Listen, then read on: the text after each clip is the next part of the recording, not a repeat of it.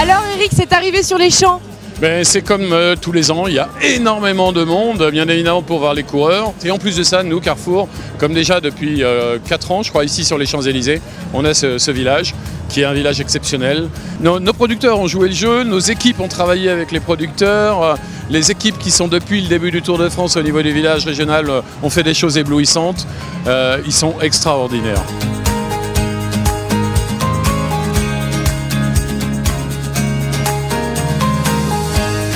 Bonjour, enchantée, moi je suis Iris et j'ai suivi le Tour à Poix, j'ai présenté le Tour à Poix pendant ces 3 semaines. Qu'est-ce que vous pouvez me dire sur le Tour de France cette année? Vous en avez pensé quoi?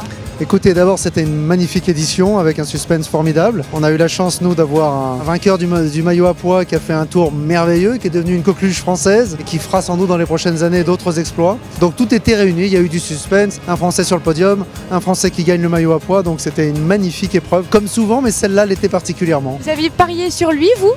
Non, à titre personnel, franchement, je ne fais jamais de paris en sport, mais après quelques épreuves, après quelques courses, après les premières étapes, on voyait qu'il avait des qualités formidables.